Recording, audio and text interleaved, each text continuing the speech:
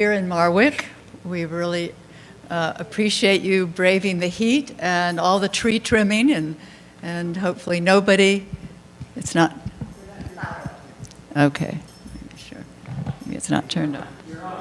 Okay, I am on, okay. With all the tree trimming, we hope nobody was too close to one of the falling branches. I almost couldn't get into my house after lunch.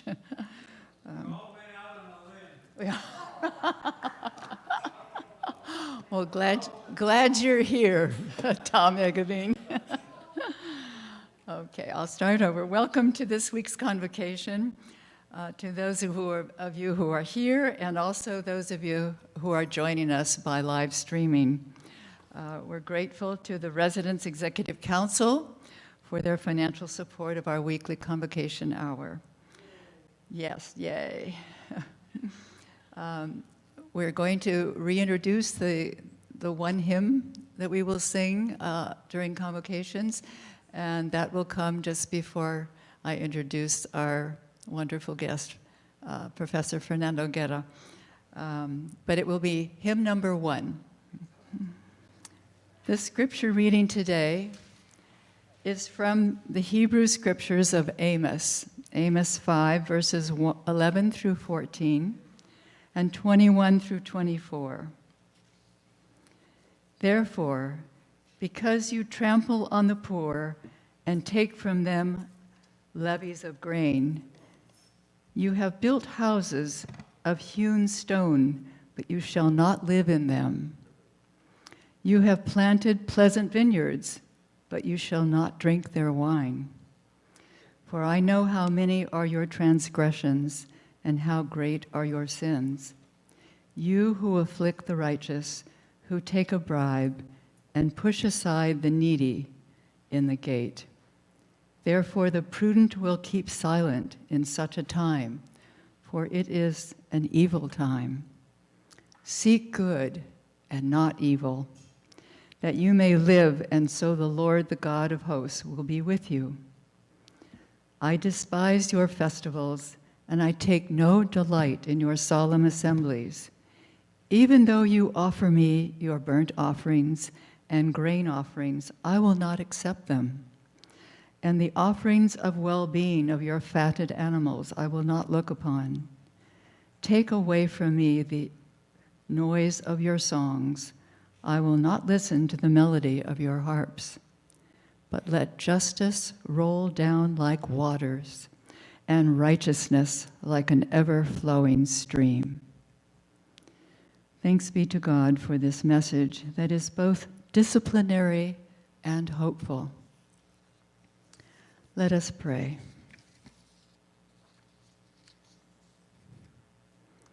God of grace and hope, as we listen today and learn more of this place we call home, with its diverse communities, its multiple complexities, its layers of unique cultural histories, grant us wisdom and sensitivity to know when we trample on the poor, when we afflict the righteous, when we take a bribe, when we push aside the needy, when we keep silent in the presence of evil. May we choose paths of righteousness and take actions for justice, so all can live and thrive as we hope to do. We pray in the name of Jesus the Christ. Amen. Rebecca will lead us in our hymn, number 1.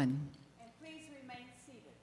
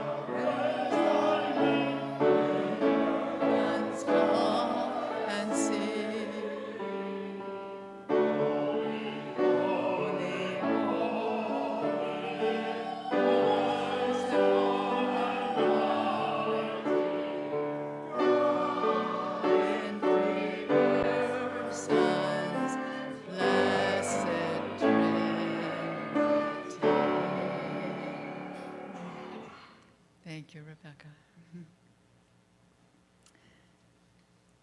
During this month that began on September 15th through October 15th, we recognize and we remember the many contributions of our sisters and brothers of Hispanic heritage.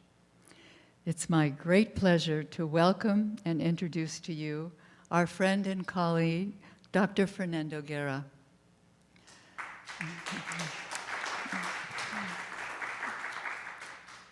Professor Guerra is Professor of Political Science and International Relations and Chicano Studies at Loyola Marymount University. Fernando's undergraduate degree is from USC, but those of us who are Bruins will forgive him for that. His master's and doctoral degree were earned at the University of Michigan. Fernando is the... I've got a Michigan friend, yeah. Fernando is the founding director of the Levy Center for the Study of Los Angeles at Loyola Marymount University.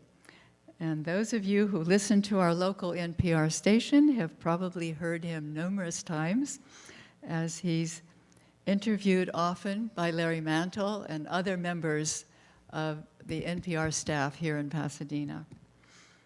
Fernando has served many years on the radio station's board of directors, so Pasadena is a familiar place to him. Dr. Guerra has been principal investigator in more than 20 major studies on Los Angeles, leadership studies and electoral politics. He is the principal investigator for the largest general social survey in the Los Angeles region. One of my fondest memories of the tour Fernando led in Mexico, his country of origin, for faculty in 1991, 32 years ago. The highlight of that tour was the Eclipse de Sol, total eclipse of the sun. It was an extraordinary experience and memory for Jim and me. Fernando, we thank you for traveling in Los Angeles traffic to come and speak to us this afternoon. We are truly grateful.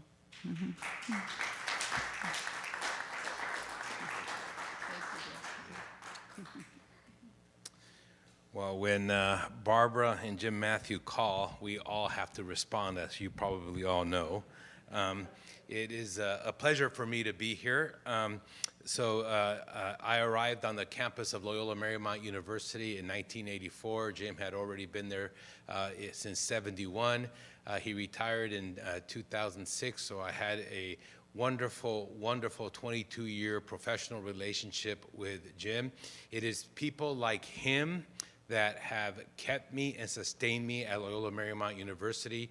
I have many memorable moments with Jim, two of which Barbara just mentioned when we got to travel to Mexico when there was this incredible eclipse, and we were actually in some Aztec ruins on the moment of that eclipse, and immediately after the eclipse, the Mexican president came driving by and waved at us. It was just a wonderful experience. But more important than that, and much more embedded in my mind, is Jim Matthew protesting at every single Board of Trustee meeting that we must divest from South Africa. And yeah. And Jim embodied everything that Loyola Marymount University stood for and its mission. And it was a Presbyterian that kept reminding the Catholics what Catholicism is all about. And it's someone like Jim that told me that I was at the right place at Loyola Marymount University, and that I would stay there. And I've now been there. This is my 39th year at LMU, and it's been a wonderful, affirming place, and has allowed me to be and interact with young people consistently. It's very few places where you can stay and nobody ages but you. And it's an incredible experience. I am a native Angelino.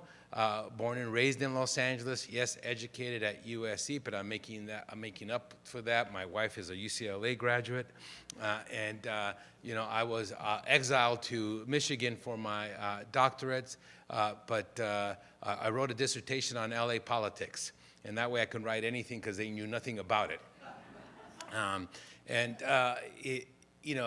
There is one moment, we talked about 91, but that very next year, 1992, April 29th, we had the LA riots or the LA disturbances. I'm comfortable with both terms and both words, both personally and from an academic perspective. That April 29th, Jim, I don't know if you remember, that was actually a final exam week.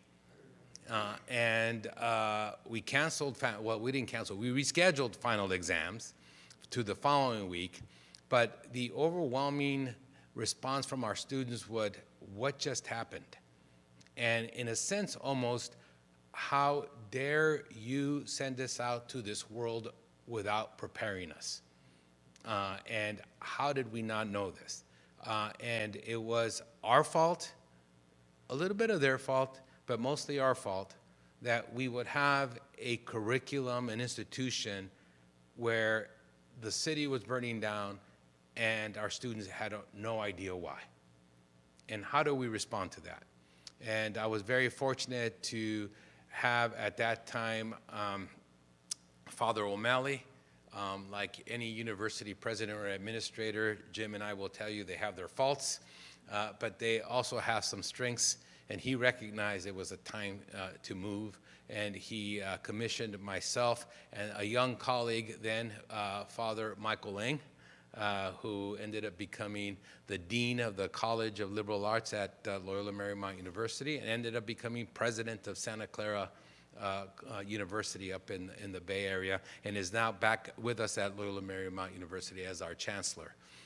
More of a symbolic role, but a very significant one. We came up with some ideas, one of which was to more intentionally and systematically study our city and our region. And when we talk about Los Angeles, we not only talk about the city, but we talk about the county, and we talk about the region. They're interconnected. They are one. There are these artificial boundaries that we write or have drawn, and they do have consequences, but they also can be arbitrary. And we recommended that we set up something of that nature. Father O'Malley said, yes, absolutely, but first let's take care of our internal issues, and we revised the curriculum, and we did all kinds of different things internally to be more responsive to our city, to our students. But 4 years after doing that, we chartered the Center for the Study of Los Angeles. Father O'Malley was very intentional in fundraising. We started with an endowment, and we've now continued and now celebrating our 26th, 27th year of existence. We see our role threefold, and some of that I'll be able to express in the presentation that I have. But first and foremost, to focus on our students, to educate them about Los Angeles and the urban experience. A vast majority of our students come from Los Angeles and will stay in Los Angeles, or they come from urban experience and will return to a city. It is a demographic reality that every year, not only America, but the whole world is more urban than ever before. It's a trend that continues. We continue to pack more people into less space, which is a good and a bad thing, and we can talk about that. And so how can our students understand that and live in that environment? But more importantly, how can they contribute to that environment? That is the first and most important goal of the Center for the Study of Los Angeles. Second is, how can we inform leadership about Los Angeles? How can we help them make decisions with studies that are relevant, practical, and immediate? One of the academic goals that I learned about the 1992 riot disturbances was that at that very moment, on April 29th, when that incident occurred, UCLA had a famous a study, an annual survey of Angelenos, and they had been doing it for quite a while. They were actually out in the field. They typically interviewed about 1,000 residents systematically. I won't get into the methodology. I'll talk a little bit about that later on. But literally, they were halfway through when the event occurred. They stopped, they changed some of the questions, but kept a lot of the other ones, and they continued and had the other 500 afterwards. You could not, as a social scientist, design a better experiment of before and after than if you were in a lab and it had a city within that lab. We had the before and the after study, an incredible study that led to numerous books and articles whose principal investigators ended up becoming some of the top sociologists in America. One of them ended up becoming a president of a university, another one a dean, and later on the head of a foundation. Incredible, incredible. But none of it had an impact on the civic response to the riots. Why? Because the academic culture said that if you conducted a study, an experiment, that data was yours and you didn't share it until you squeezed every research opportunity out of it. That is the way you gained a publication list, tenure, and status in academia. That is our culture. We continue to repeat that.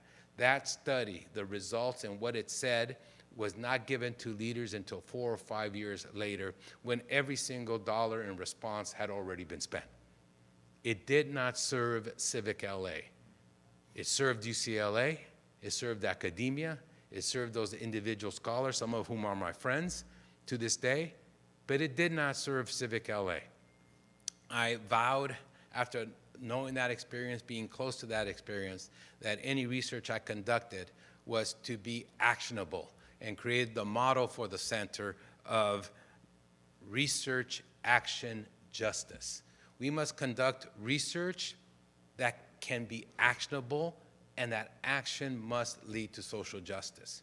And research that doesn't do that, it may be self-fulfilling, it may be academic, but it doesn't serve a civic purpose. And ultimately, universities should just educate students, but civically minded students, and we should be conducting research that is civically minded. And so all of the research we conduct, it has to be immediate. It has to have a purpose in terms of educating leadership.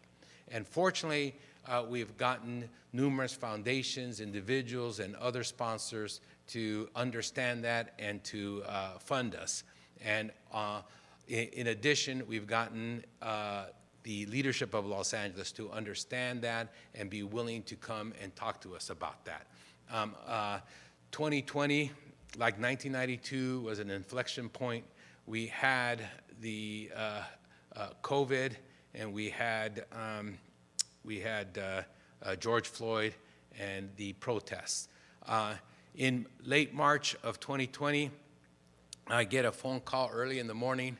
I tend to sleep a little bit late because I tend to stay up a little bit late in terms of doing research. I find myself better adapted at that when there's less stimulus, less things to do.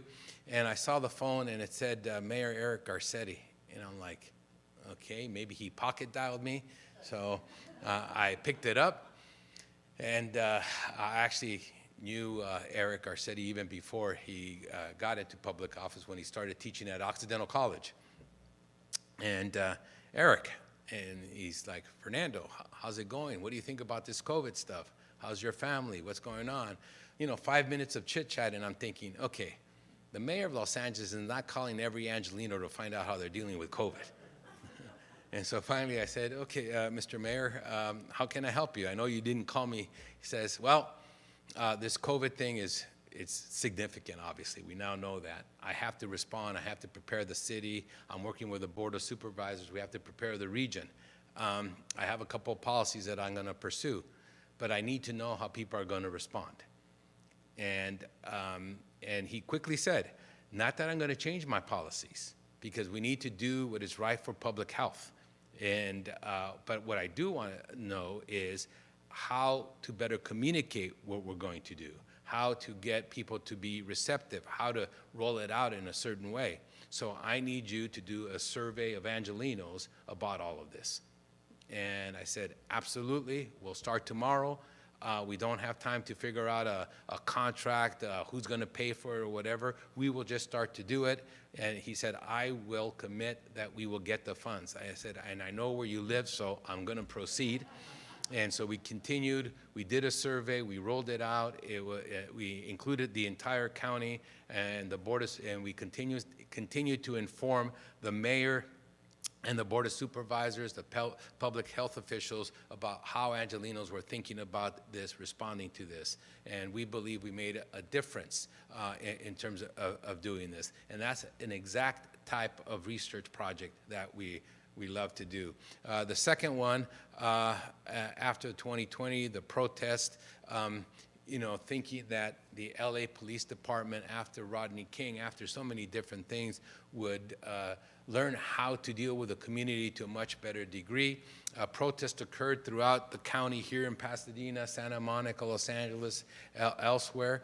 And frankly, I mean, some of my students, students who, and some alums were out there, and they came back and reported to me that the police overreacted, et cetera. In some other areas, talking to, again, alums who had businesses where the police underreacted and completely agreed. But to some extent, here was another opportunity for the LAPD and Pasadena police and others to do the right thing, to help community deal with this, and they themselves understood that they failed.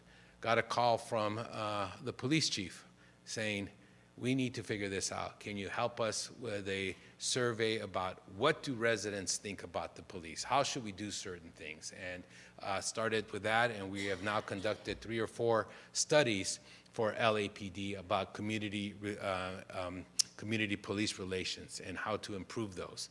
And again, to show you the type of studies and what we want to do. And so this is all structured and also understanding some very broad themes about Los Angeles. And one of the things that I want to talk about here in this is kind of the political landscape. And we all know, you have lived through it, Los Angeles has changed tremendously. And just to remind you of some of those change, I want to talk a little bit about the demographic change that has happened. Excuse me. I hope this is not Mayor Garcetti, because he's in India. So let's see here.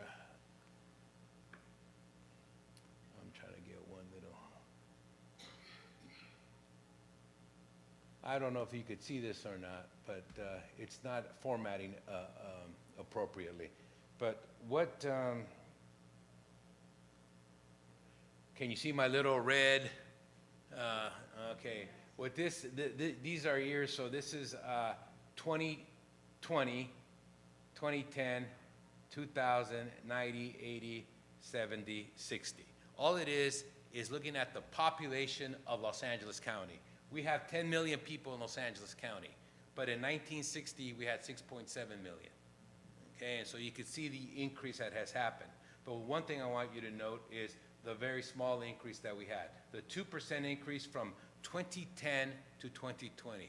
It is the lowest increase percentage-wise in the history of Los Angeles County.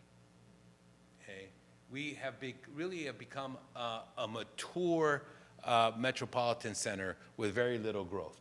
As a matter of fact, many think that there's been a decline between 2020 and 2022, that it's basically back to where it was. So a very mature city with very little residents. That's good and that's bad. Okay, and we see this demographic shift happening all over the world, where you have populations that are actually in decline. We think about it in terms of Japan, many European countries, including Eastern European countries, and of course, it's happening here in the United States. The only reason that our population grows is because of immigration. But there is no country where population growth is increasing. It's decreasing everywhere as a percentage. To give you an example, it is the birth rate of 2.1, meaning that the average women have 2.1. Obviously, you can't have a 0.1 baby, but you know what the average 2.1 children per female will keep the population level. Anything above that, you'll have population growth. Anything below that, your population will decline. There are now over 50 countries in the world with below 2.1, meaning their populations are declining and will continue to decline, okay? The American average is also a little bit, the American non-immigrant average is below 2.1, and the US population will decline if not for immigration, okay? And drastically decline. Associated with that decline are all kinds of positive but also negative things. And one of the negative things, of course, is economic growth, the development of jobs, and stagnation. And from a capitalist perspective, you need labor.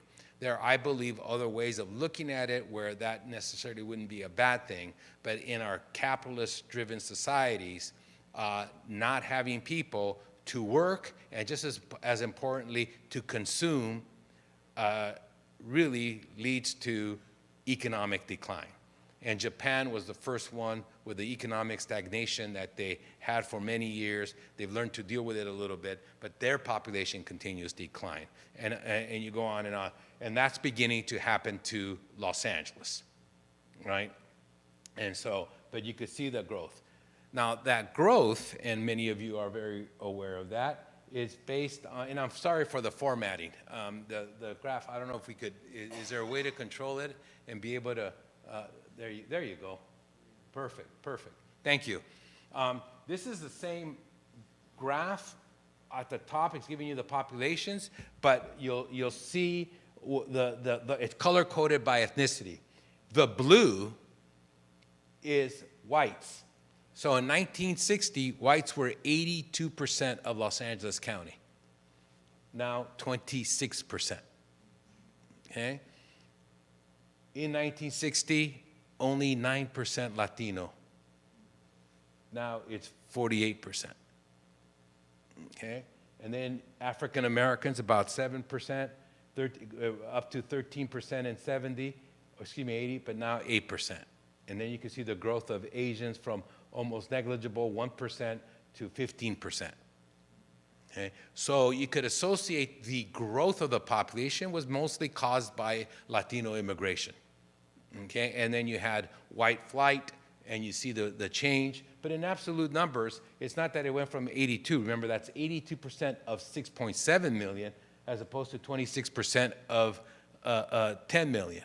That means that there are still 2.6 million whites in Los Angeles County. Okay? Los Angeles County is the largest county in America in terms of population. Okay? Obviously, it's the county with the largest number of Latinos. No county in America has more Latinos than Los Angeles County. It's also the largest county with Asians. No county in America has more Asian Americans. Yes, San Francisco has a higher percentage of Asian Americans, but in total amount, Los Angeles County has more Asians than any other county. By the way, Los Angeles County is also the largest, has more whites than any county in America. 2.6 million whites live in LA County. Again, it's an absolute number, not a percentage. We have many counties in America with 90 or 95, 99% whites. But this is, in absolute numbers, the largest county of whites in America. So think about it that way. It's not typically what you think. Now, the other thing, if I take a look, is also you see the population change in terms of children. Take a look in 2000, 27% of our population, okay, 27% was under the age of 18. They're children. We're talking about that demographic shift, today only 19% of our population are children. We are aging not in this room, but LA is aging and aging dramatically, and you could see it also in just in terms of these percentage. And so all of this has tremendous implications. One last thing about this, we talked about this, the very first graph about the change, only 2% increase, and it's basically stayed the same, okay? And it stayed the same because we're not growing internally, but also immigration has almost stopped in Los Angeles. There are still immigrants coming in. However, immigrants are coming mostly to other parts of California, the Inland Empire and San Joaquin Valley, but they're actually not even coming to California. They're coming to all over the South, in the southern United States, the Midwest, and basically it's because that's where the jobs are. That's where they're going, okay? And that's what's the fact that our low birth rate and the lack of immigration, okay? I'm sorry, I'm going the wrong way here. And then I showed you ethnicity. One of the main things is that you see the Latino population, the percentage. It increased tremendously, but look at between 2010 and 2020, it stayed the same. And look at the black population, it stayed the same. And look at the white population, basically stayed the same. But in the city of Los Angeles, between 2010 and 2020, there are more whites in the city of Los Angeles in 2020 than 2010. In Pasadena, there are now more whites in 2020 than there were in 2010. That is, the era of white flight has not only ended in Los Angeles, it has partially reversed. Whether that trend continues, we don't know. But the idea of whites leaving or fleeing not only the city, but metropolitan Los Angeles has not only come to an end, is actually reversing in absolute numbers and in percentages. Not greatly yet, but the trend is there. And so now we have a slow growth or no growth county. We have a county whose ethnic population is also stable. No more growth of Latinos or Asians, a little bit growth of Asians, but no more decline or leaving of whites, a little bit leaving of African Americans, but basically stable. We have never had that in our history. And so stability oftentimes leads to better planning and better understanding of where things are. And so that, instead of people seeing it as a threat, I think is a positive for us to think about, okay? And then a lot less children. Let me give you this one stat. LA Unified, at its height, had 750,000 students. That's more than the entire population of San Francisco, of children that we had in school in the LA Unified School District. Okay? Today, LA Unified has 420,000 kids. Okay? 300,000 less kids today than at its height. We have an explanation of about 100,000 of those. They've gone to charter schools that are still public schools, but they're not within LA Unified. So it's not as drastic as 750 to 420. It's more like 750 to 520. But nonetheless, remember what happened in the 90s, early 2000s, is we built all these new, we spent $20 billion to build new schools in LA Unified. And as soon as we finished, guess what happened? The number of kids declined. So now we're facing an era where we're actually thinking about closing schools. You can't blame public policymakers for that. The trends were there, but these things happen. So, let's see if we could fix that. This is the city population, and it's really we're showing a lot of the similar thing. And so this graph just shows that relative to the rest of the state of California, only the state of California, that Los Angeles County was 30% of the state's population, the entire state's population. Today, we are only 25% of the state's population. So the rest of the state has grown relatively faster than Los Angeles County. And I just cannot impress on you the degree of how big Los Angeles County is. Not only is it the biggest county in the country, if it were its own state, it would be the 10th largest state in America, okay? If it was in Europe, it would be larger than 12 countries in Europe, okay? That's the size of a county we're talking about in terms of population. It is very large, and I think many of you are very well aware of that. All of this is to contextualize that we do all this research, we do all this public policy for the people of Los Angeles County and how it's changed over these 30 to 40 years. And if you think this changes drastically, the change was even more dramatic, not in terms of ethnicity, but in terms of change in the 20s and 30s, where LA almost doubled in size in a 10-year period, which was very, very dramatic. I think because it's 100 years, we're celebrating 100 years. Back in 1923, I think the Coliseum was built in 1923. The Hollywood Bowl and all kinds of these incredible architectural gems, all built in the 20s. Why? The city was like growing and bursting, and there was building going on all over the place in terms of what was happening, including here in Pasadena. Let me just, along with this demographic change, it has consequences politically, socially, economically. Let me just show you politically.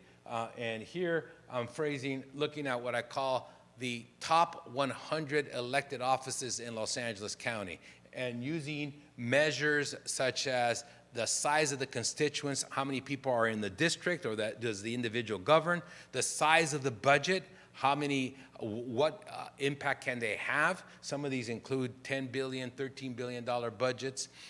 And then the prestige of the position as determined by the elected officials themselves in terms of their career paths. Those were our three metrics that I used. And let me just begin with the fact that there are something like over 1,000 elected offices in Los Angeles County alone. Okay, remember, we have 88 cities, 95 school districts, all kinds of special districts. If you add all those up, it's about 1,000 elected officials just in Los Angeles County alone. Okay? But being mayor of Bradbury, does anybody know where Bradbury is? Well, that's a very impressive group here. Okay? Bradbury's a small city, very affluent. They have 2 employees. They have absolutely no businesses, etc. But being mayor of that city with no services, no police department, no fire department, none of that, is very different than being a mayor of Los Angeles. We can all agree with that, all right? And so how to stratify those positions, and using those 3 metrics, we stratified and came up with these top 100. And to show you, out of these top 100s, no one in the history of these positions has ever given up one of those top 100 positions to run for one of the other 900. Okay? You don't give up power. Power has to be taken from you. No one in 100 years that we have data for has ever done that. So this shows you, this is one indication that these are the top 100.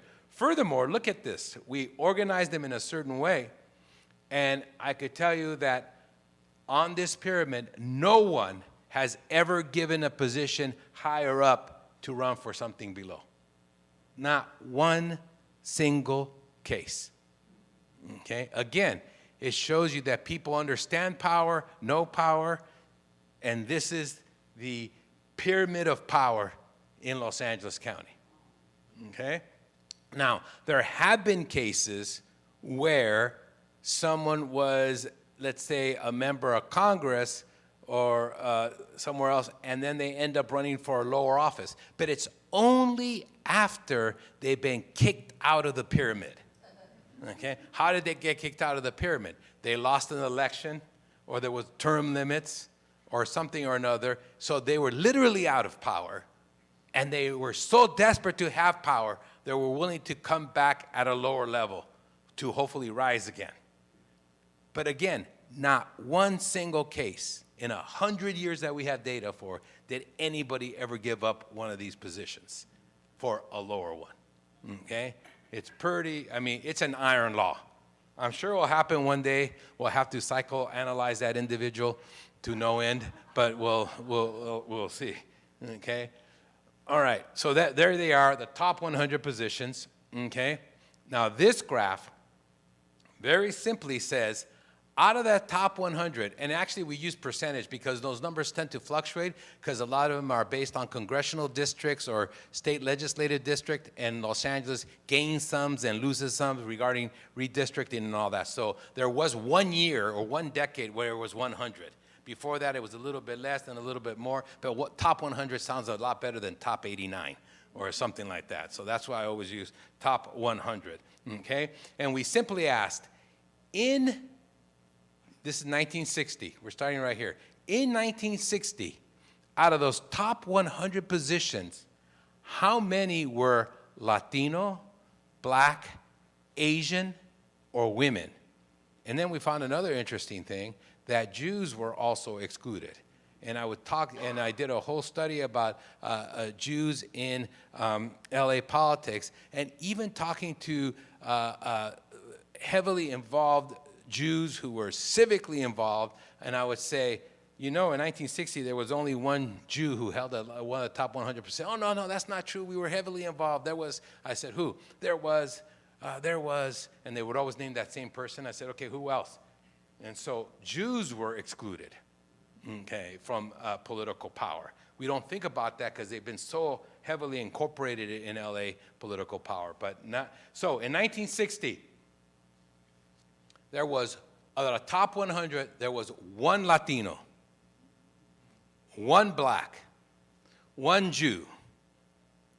Now you're supposed to say they all walked into a bar or something happened like that. No Asians, okay, 1 woman who also happened to be the Jew. Okay, so that was 3 non-white males. That means the other 97 were white males, Protestant, and a lot of Catholics, believe it or not.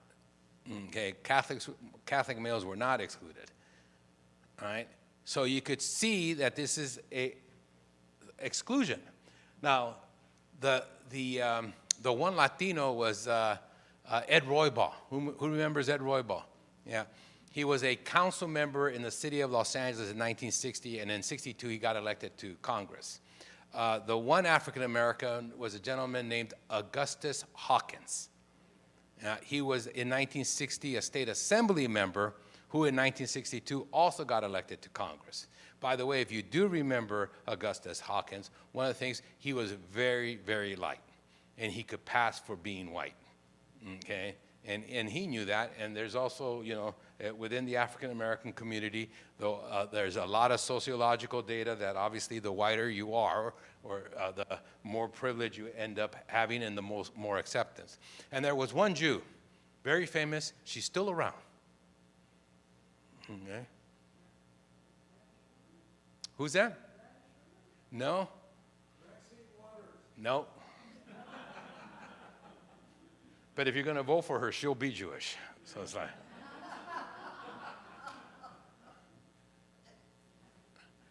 Rosalind Wyman. Yeah, everybody always said, Rosalind, she's still alive. She was elected to the Los Angeles City Council in 1953. Okay? She was 25 years old. Can you imagine her showing up? Everybody else is white. She's the only woman, she's the only Jew, and she's 25 years old. Imagine that. Yeah, and a powerhouse, and very, very instrumental in the arrival of the Dodgers and other policies that she pursued, okay? But then what happens, those 3, and then what you see, obviously, is 97 whites, but then we continue, so we asked the question, in 1960, how many? And then we continue to ask the question, and you see the decline of whites in positions of power, and this green line are Latinos. And so now you see more Latinos than whites in the top 100, okay? And then this line right here is African Americans. Now you saw in the previous population figures, they're only 8%, but right now African Americans are 17% of the powerful positions in Los Angeles, double the number of their population, okay? And there's a very important fact for that. If you go back to the population figures, you will see that in 1960, blacks are actually the largest minority group. We tend to think of Los Angeles as a Latino city, as a Mexican city. Nothing could be further from the truth. Yes, it was founded by Mexicans, okay, or Spanish, or the original pobladores who arrived in 1781. They were made up of some Spanish-born, very few, some mestizos. There was even Afro-Latinos in that original group that arrived. There were even Asians. There were 2 Filipinos because of the trade between the Philippines and Acapulco and Mexico. So that very first group that arrived in 1781 was already diverse: Asian, black, white.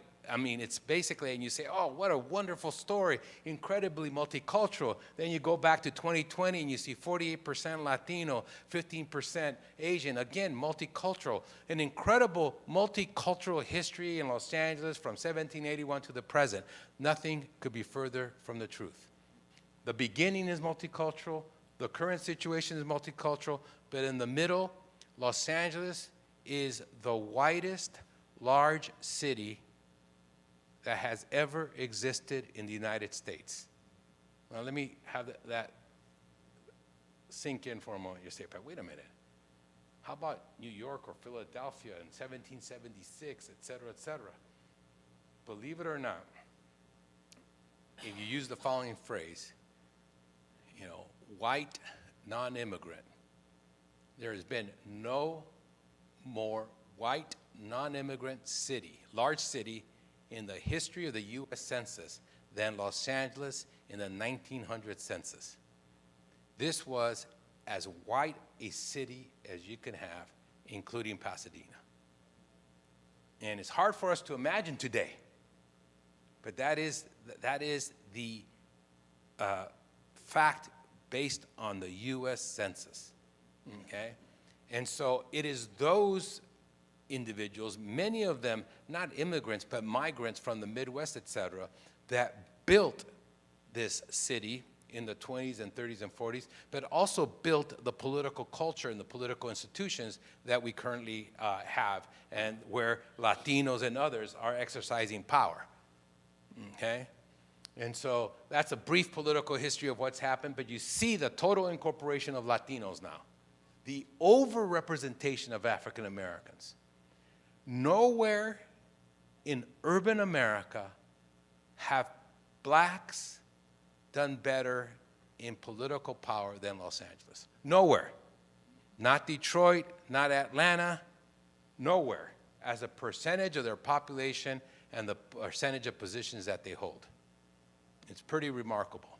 This is the most incredible city for black incorporation, and we don't think about it that way, but how can you forget Mayor Bradley, and how can we not think about Mayor Bass, 2 African-American mayors in a city where the African-American population is less than 10%.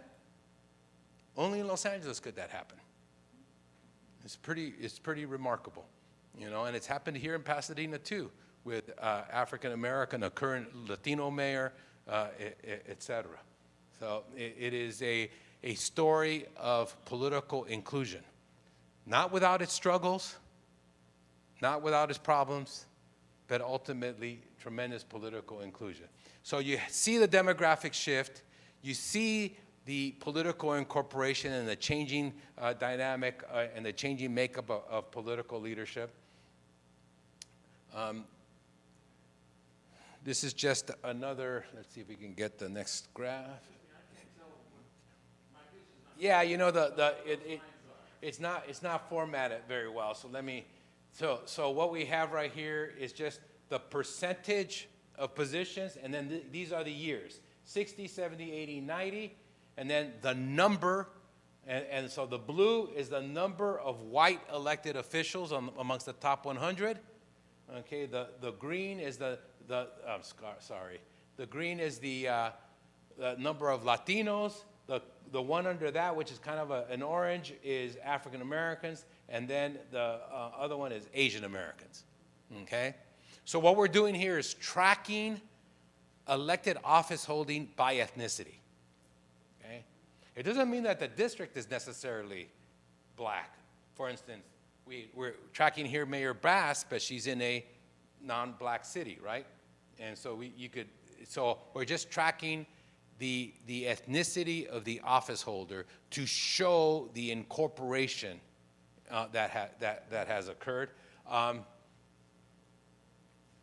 then this is just another way of showing it, and it's just a bar graph. So the blue is again white, so you can see how high it is and how it declines over here. Okay. All right, so that's blacks are 97, excuse me, whites are 97%, but over here they're about 40%. And then you can see very few Latinos, more Latinos, and then a lot of Latinos here, right? So that's just another way of tracking the same data, okay? And then let me talk a little bit about, while we have what's going on with the residents and their opinions and who they are. We have a lot of demographic data about who Angelinos are, and this is the entire county, so this does include Pasadena. Also part of the demographics is, what are they thinking? What do they think? And so, as Barbara mentioned in the introduction, we conduct the largest general social survey in Los Angeles on an annual basis. This is we'll be doing it again in January. That'll be our 11th year. It's actually the largest general social survey in urban America. Every year, we interview 2,000 Angelinos, randomly selected from the entire county. We use all kinds of academic methods that I don't want to bore you with, but it basically says that if you are an adult in Los Angeles, you have an equal chance of being selected to take this survey. It's not, hey, here's a link, go ahead and sign up. We actively go after you in a very systematic way to make sure it represents the entire Los Angeles by area, by ethnicity, by age, etc. Okay, and then we ask a variety of different questions that we talk about. And so one of the things that I want to show you and indicate one of the major conclusions that we've come with, well, there's several conclusions. One is Angelinos are the most optimistic urban residents in America. We are more optimistic than any other urban area, okay, number one. Within that, Latino and Asians are more optimistic than whites and blacks in Los Angeles. Doesn't mean that whites and blacks are pessimistic, because whites and blacks are much more optimistic than whites and blacks anywhere else. It's just that Latinos and Asians are super optimistic. Within the Asian and Latino community, foreign-born Asians and foreign-born Latinos are even more optimistic than U.S.-born Asians and U.S.-born Latinos. What drives the optimism in Los Angeles, every group is optimistic to begin with, but what really drives it is the immigrant population, who believe, even though they are in the lower socioeconomic status on just about every level, they still believe and are very optimistic about where they are and what they think their future will be. And in this, we ask, which statement do you agree with the most, even if neither is exactly right? And that is, we're trying to gauge about the support of building new apartments will lead to more rental options. 57% believe that. Overbuilding new apartments will lead to gentrification. So this is one of the major issues that we face in Los Angeles about housing, right? Yeah, sure. So we have the individual on the phone or online or face-to-face, and we ask them, with which statement do you most agree with, even if neither is exactly right? Okay, with which statement? And we offer them the two statements. Build new apartments will lead to more rental options, which will stabilize rents in the area, or building new apartments will lead to gentrification, which will increase rents in the area. In other words, we're trying to capture here, if we build an apartment in your neighborhood, do you think it's good or bad?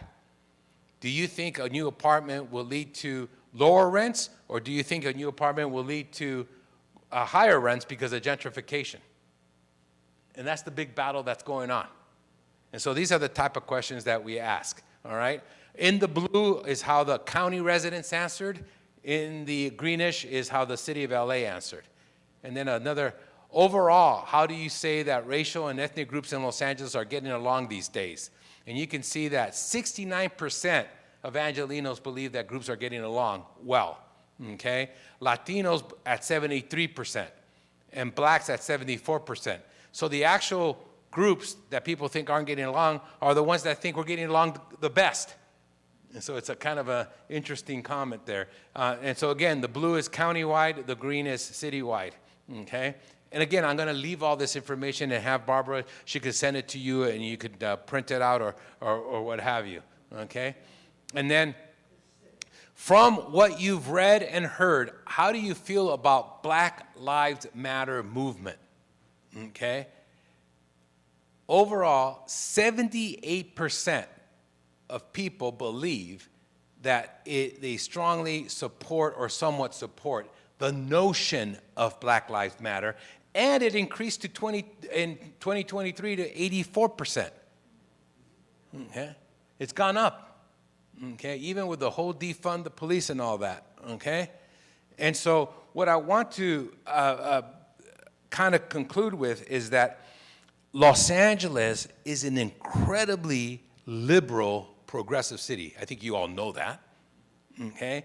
But that there are no wedge issues in Los Angeles politics. What's a wedge issue? You hear about it nationally. It is an issue that one party or the other will use to create a difference and distinguish itself and try to mobilize voters, okay? It is a point of contention, a wedge issue, okay? And you see it in America regarding gun control, abortion, all those hot button issues are wedge issues. And they play a negative role in our politics. It divides us. It creates two different camps. That does not exist in Los Angeles. How do I know that? Overwhelmingly, Angelenos are pro-gun control, pro-choice. In other words, no candidate running countywide or citywide would ever use one of these wedge issues to try to get elected on the other side, because they would lose tremendously. So there is broad consensus on all the issues that divide America. None of those issues play themselves out in Los Angeles County politics. Nobody runs in Los Angeles County in the larger districts. Nobody runs, in a pro-gun slate, right? In a anti-abortion slate, in all kinds of these things. And so what does politics become then? What are people running on if these aren't the issues? And that's what distinguishes LA politics. There are issues that are very contentious in Los Angeles, like land use, but it's not a Democratic or Republican issue. It's not a Latino or white issue. You see the communities kind of split. I think one of the biggest issues that we face in Los Angeles lately politically is public schools versus charter schools. And it's basically split around 50-50. But it's geographically, you don't see it just in one area where everybody in Pasadena is pro-charter. That's not the case. Or that all whites are pro-charter. No, whites are split 50-50. Latinos are split 50-50 on that issue. And so it's not really a wedge issue that divides that completely divides the political arena.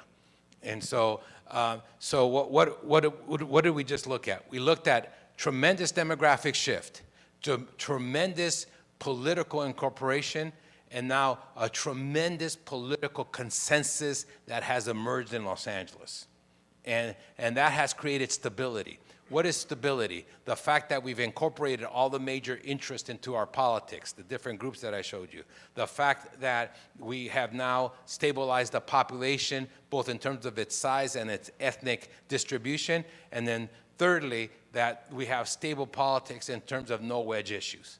All right? This is a tremendous opportunity to then build a community where we have these three pillars now from which to build a community that is much more responsive to the needs of individuals without getting into a variety of different discussions that have held us back at the national level, at the state level, that have even held us back here in Los Angeles historically. And that's a great opportunity that we need to take advantage of, and it's a great opportunity that I think we're going to see unfold over the next 5 years or so. And I'll stop there, and thank you very much for your attention, every single one of you.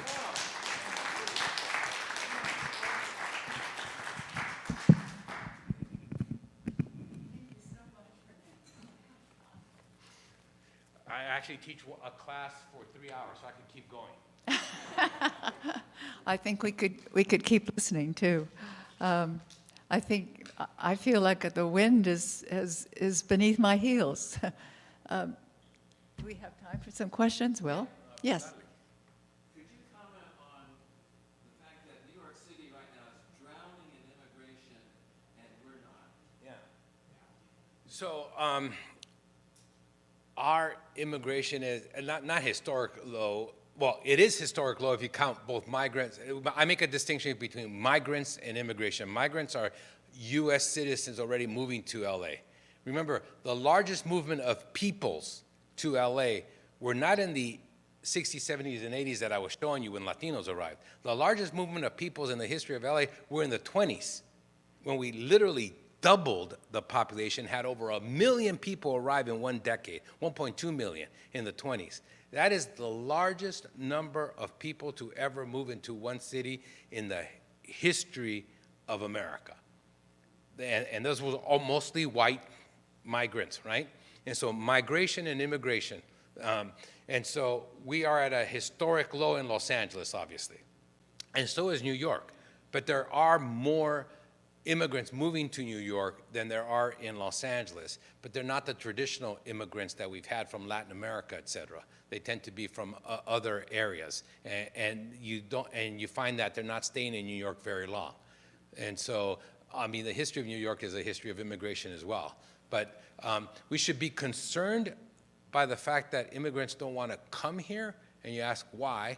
Well, the high cost of living, the lack of jobs, you know. But we do have a survey was just released where it asked immigrants who are recent immigrants within the last 5 years, how do you feel that California is becoming and accepted of you? 75% of immigrants answered yes.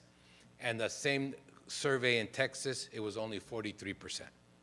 And so immigrants, no. So, yeah.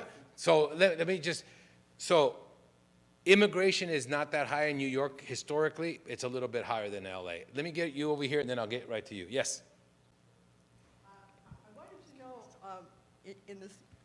I wanted to know in the surveys that you've done, where the big bulge that came right after the Second World War in 1946, how that fits into the picture. I mean, you know, you really can't talk about modern LA without talking about, you know, the boomers and the arrival. It dramatically changed Los Angeles. I mean, there's a tremendous amount of great academic work about Los Angeles in the 50s and how, I mean, San Fernando Valley before in 1940 had a population of about, you know, 40,000 people. It now has a population of 1.2 million. And think about that. That happened immediately after the 50s. So it's the urbanization and manufacturing that happens in the 50s. You think about this. The 710 freeway that's supposed to come to Pasadena but never does, right? And it starts in Long Beach. If you follow that 710 freeway up and take 1 mile on each side, it would have been the 25th largest economy on its own in the world in the 1950s. Why? Think about what was on both sides of that. The Chevrolet plant in Southgate, the steel plants, et cetera. The manufacturing, it was incredible. And so we think about the Midwest and what happened with the, when everything went away. LA County lost more manufacturing jobs in the 70s during the deindustrialization than the entire state of Michigan, Ohio, Illinois combined. But we were able to absorb them in other jobs. And so there was a tremendous amount of jobs in the 50s and the growth that happened. And it's just, you can't talk about LA without that. So you're absolutely right. Yes? If you were giving this speech, 10 to 20 years from now, what would be the major changes you would report? Okay, so I have, first of all, I don't give speeches, I give lectures. And I've given this very same lecture 20 years ago. And had I been asked that question 20 years ago, what I would be talking about today, I would have been saying that Latinos were going to be 70% of the population, not 50%. I would be saying that the population of Los Angeles was going to be 15 million, not 10 million, because every trend told us that that was the case. Okay, and so, but the trends changed for a variety of different reasons. And so my instinct is to say, well, now the current trends say we're basically going to stay at 10 million and will actually probably decline. And then housing should decline. But why hasn't housing declined? You think about, simple supply and demand says the population didn't grow, and during these last 10 years, according to permitting and everything, we've built about 350,000 units more. So we have 350,000 more units and the same population, but housing keeps going up, cost. And so it's factors like that that prevent us from really projecting the future, but in a large part, we have to kind of prepare for it, right? We have to. And so we would think, okay, number one, we are going to have, because we've already mandated this, electric cars everywhere, no more gas stations. So what do we do with all the gas station land use? What do we do with all the oil wells that we have throughout LA County and Kern County? So those are kind of questions that we have. But I'm actually pretty optimistic, believe it or not, for the last 2 years about climate change, given the electrification of California and what we're doing.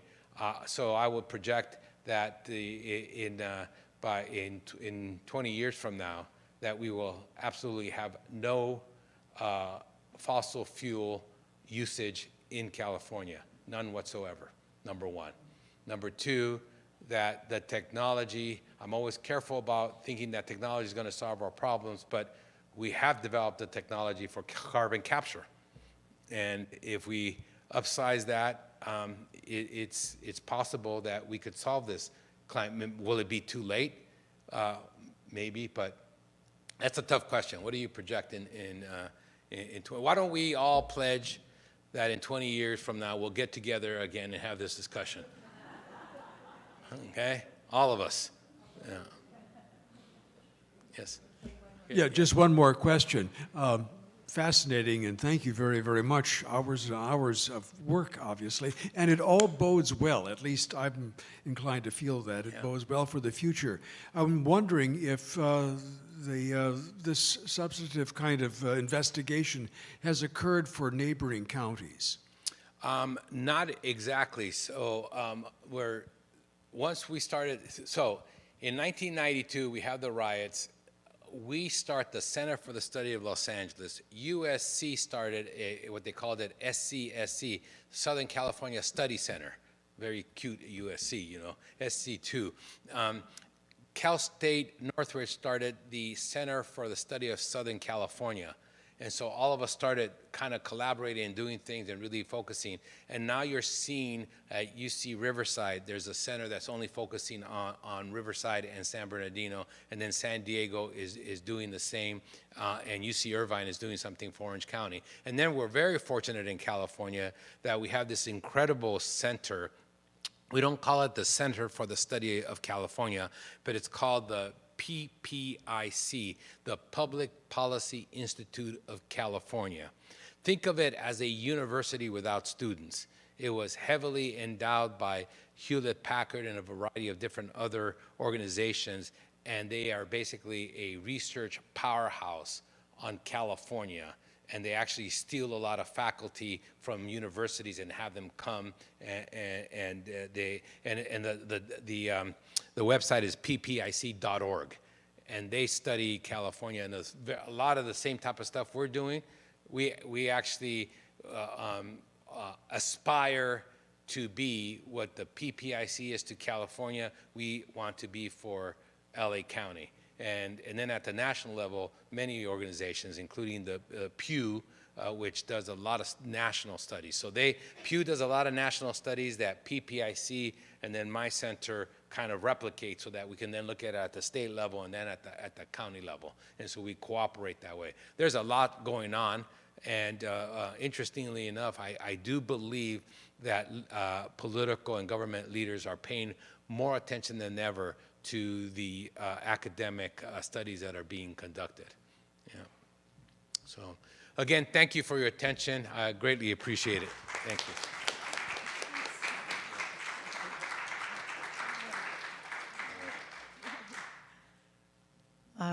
I'm sure we are leaving with so much more information about the place in which we live and love.